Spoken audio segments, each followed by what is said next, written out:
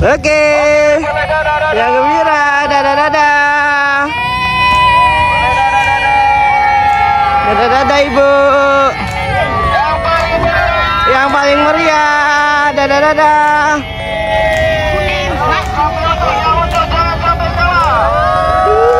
Dadah dadah Ibu yang gembira.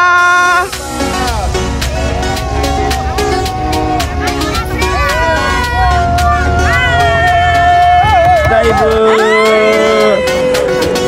yang gembira. Yang gembira.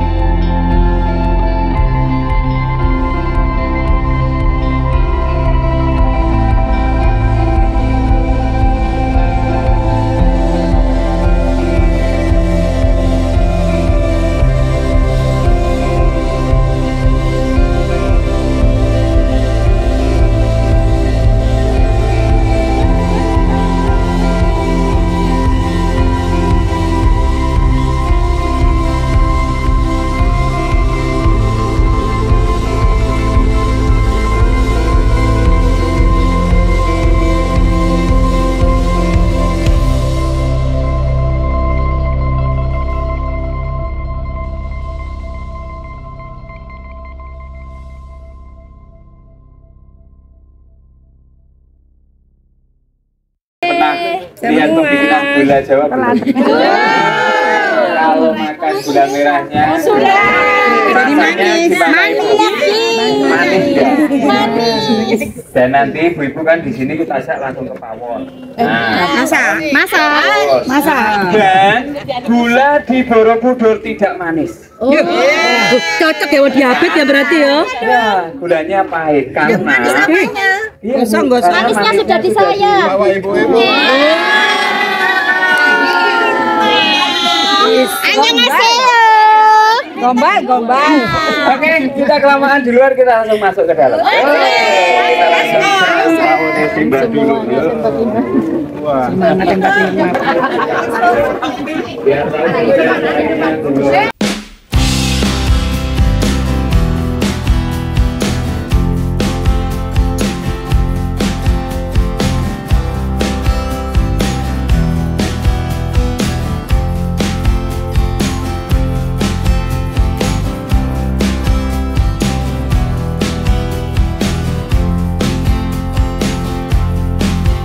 Kita kenalkan tentang olahan gula khasnya Borobudur. Jadi ada 3 pohon ya yang bisa kita jadikan olahan gula merah. 1 pohon kelapa, 2 pohon aren, 3 pohon lontar yang buahnya siwalan. Tapi karena di Borobudur supportnya cuma tumbuh pohon kelapa saja Ibu. Jadi bahan dasar nira. Pagi masang ngambil sore, sore ngambil masang kembali untuk besok pagi. Dan hasilnya 1 pohon itu 1 liter. Sekali proses kami 10 liter berarti standar nyaman dan ya 10 pohon kelapa. Untuk proses jadi gula, prosesnya bertahap ya ibu-ibu. Dari mulai 2 jam dipanaskan api kecil yang di belakang. Setelah berubah coklat kita pindah di depan api besar. Dan nanti Bu Sunari harus diaduknya sampai jadi karamel itu membutuhkan waktu 1 jam, tidak boleh berhenti. Terus gini. Ya. Tangan Tangan nih Pak. boleh sampai nanti. Dan nanti setelahnya baru kita cetak menggunakan alat namanya batok klopo. Pembikinannya sangat simpel sekali, waktunya saja yang agak panjang, 3 jam baru selesai. Untuk keunggulannya, ini yang terpenting. Gula kelapa rasanya beda karena kita murni ya. Kandungan gula kelapa di angka 30% untuk indeks glikemiknya. Jadi untuk diabetes aman. Program diet bagus sekali. Nah, dibanding gula tebu sama gula batu, karena setelah ini ibu bapak semuanya yang dari Sidoarjo sudah kita siapkan tempat ngimutnya zaman simbah dulu Bu. Minum teh tawar, gula jawa di cemili. Soalnya lama-lama di pawon kelamaan yo pedes juga. Gulanya dicoba di meja, gulanya di cemili ya Bu ini. Gulanya jangan diplastiki ya. Yuk di atas saja, dicemili jangan diplastiki, oke.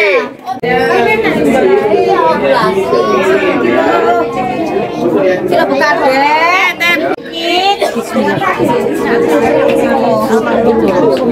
Enak tenang ya.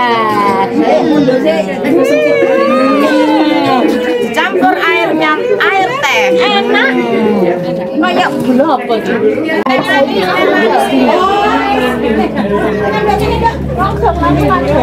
Sayangnya ya. Halo Bu Ale. Halo deh. Hai. Thank you deh.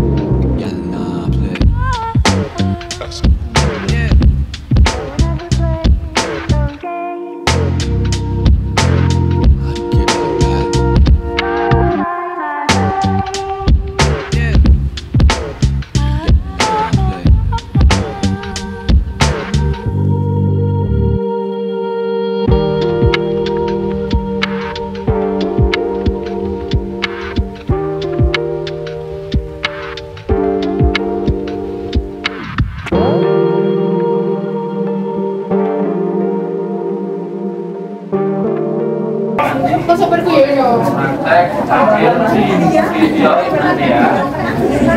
Jangan lupa cuci tangan kalau mau dikasih. Bagi yang nggak praktek bisa langsung isip-isip ya, ada di toples silakan dibuka aja. Diisipin. Teh panas ya Bu ya, ada di sana. Kalau yang ada di sana itu loh. Kalau di sini hanya rengginang saja. Kalau di Madura sama ya, ada bedanya rengginang Banten sama rengginang Madura. Silakan dibuka aja. Diisipin. Ibu. Silakan, kalau itu ada 2 kilo Bu. Ya, mami lu. Iya. Kamu tak sekali Bu.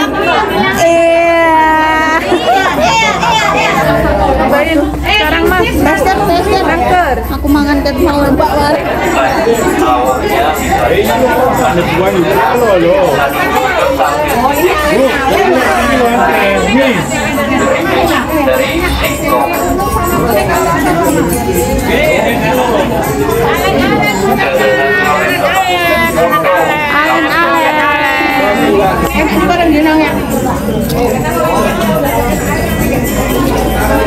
Ininya ya enak. enak guys. Enak guys. Enak guys.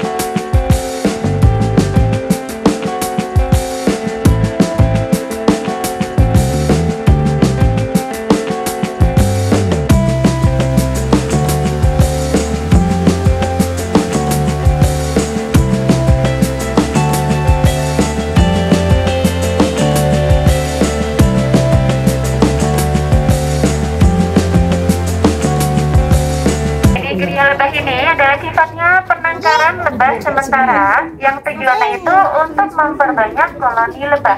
Umumnya di Indonesia sendiri ada 3 jenis lebah yang biasanya diternakan. Untuk jenis yang pertama itu ada jenis lebah lokal, nama latinnya Apis cerana, seperti yang ada di sini termasuk ke dalam jenis lebah lokal Apis cerana. Untuk jenis yang kedua itu ada jenis lebah Australia, nama latinnya Mellifera, dan yang terakhir ada lebah tanpa singa. Jadi termasuk ke dalam lebah yang bisa menghasilkan madu hidup tetapi tidak mempunyai sengat, namanya lebah lancem, atau pelut, nama latinnya Trigonosus. Ya, untuk yang di sini ada sengatnya Bapak Ibu, jadi nanti mohon maaf berdirinya cukup sampai di luar garis batas itu saja, jangan ada yang masuk ke area sini ya. Lebahnya kalau ada nggak sengaja hinggap ataupun nabrak dibiarkan saja, nggak perlu dikibas-kibas. Gerakannya itu enggak cepet-cepet. Belum pernah hitungin saya. Kalau per bambu ini nanti hitungannya satu sisir. Satu bambu ini artinya satu sisir. Satu kotak ini jadi di dalam satu kotak ini lebahnya dibagi lagi menjadi 3. Ada lebah ratu, lebah jantan, dan lebah betina. Ratu, jantan, dan betina. Sebenarnya ratu itu juga betina, tapi dia kayak beda serata, beda tingkatan. Dalam satu kotak itu artinya satu koloni. Satu kotak ya Bapak Ibu, kalau per bambu ini nanti hitungannya satu sisir. Satu bambu ini artinya satu sisir, satu kotak ini artinya satu koloni. Beda ya. Dalam satu kotak hanya ada satu ratu. Kalaupun ada 2 ratu dalam satu kotak harus kita pecah koloninya, karena dia nggak mau kalau dalam satu kotak ada 2 kepemimpinan. Makanya harus kita pisah. Secara fisik, untuk membedakan lebah ratu dengan lebah koloni, ratu itu fisiknya paling besar di antara yang lainnya. Kira-kira perbandingan besarnya 1:2 sampai 1:3 lebih besar. Ekornya lebih tajam runcing tanpa garis kuning. Nah, silakan bisa dicermati ya. Untuk lebah yang ada loreng kuning hitamnya seperti ini lebah betina pekerja. Untuk lebah jantannya dominan hitam. Ada jantan satu di sini ya. Jantannya dominan hitam. Ratunya yang mana? Yang kuning. Kalau mau lihat lebah ratu, berhubung dalam satu kotak kan hanya ada satu. Maka dari itu kita harus bongkar satu-satu Ibu, karena untuk ratunya sendiri tidak diam di satu titik tempat, dia pindah dari sisir yang satu ke sisir yang lainnya. Ya, untuk sarangnya sendiri yang berlubang di balik lebahnya itu, sarang lebah terbuat dari biswak. Biswak itu awalnya dari getah tumbuhan, diproses di dalam mulutnya lebah, baru lebahnya tempelkan di sini. Nah, jadi lebahnya buat sendiri, tidak dibuatkan. Untuk sarangnya sendiri masih dibagi lagi menjadi 2. Ada grade A dan grade B. Sarang lebah yang masih masuk ke grade A itu tandanya masih layak konsumsi. Biasanya dijadikan untuk honeycomb madu sarang, madu yang langsung dihisap dari sarang itu. Tapi kalau sudah masuk ke grade B, biasanya dijadikan untuk bahan mencanting batik atau malam. Dijadikan campuran, bukan jadi bahan utamanya Ibu. Nah, permisi ya Bapak Ibu, ini di belakang saya ini namanya pohon kaliandra. Namanya kaliandra ya, bukan langtoro, bukan melanding, bukan pete Cina, namanya kaliandra. Nanti lebahnya menghisap nektar bunga kaliandra, madu yang dihasilkan berwarna kuning, rasanya manis. Tapi akan berbeda lagi kalau lebahnya menghisap nektar dari pohon mahoni. Warna madunya hitam, rasanya pahit. Nah, jadi kalau madu itu tergantung nektar bunga yang diserap oleh lebah, bukan kita yang memberikan rasa ataupun warna ya. Makanya kalau madu asli itu pasti tidak ada expired ataupun kadaluarsanya, karena sifat madu itu antibakteri. Oke, sampai di sini sudah cukup atau mungkin ada pertanyaan? Ya, mungkin sudah cukup ya Bapak Ibu. Mbak, kenapa dikasih air bawahnya? Jadi tujuan pemberian air itu lebah adalah hewan yang tidak mau diusir. Daripada dia diganggu, dia lebih milih pergi. Oh, beda semut ya? Ya, ada semut, nggak ada serangga. Ya, mungkin ada lagi. Kalau bos konsumsi hari-hari itu madu yang bagus. Madu yang kaliandra, madu plus bipolen. Bipolen. Kalau ngambil bipolennya itu dari mana, Mbak?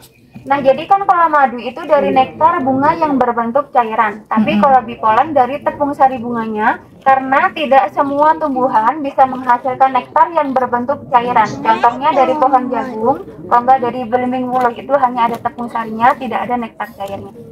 Ya, apakah sudah cukup menjawab atau ada pertanyaan lagi? Mbak, cara bentuk rumahnya nih gimana, Mbak? Itu. Alami. Mau alam sih. Ya, bareng-bareng gotong royong kayak Ibu. Iya, dari Bisa kan Mbak satu. Bisa? Iya pasti. nggak bisa nggak.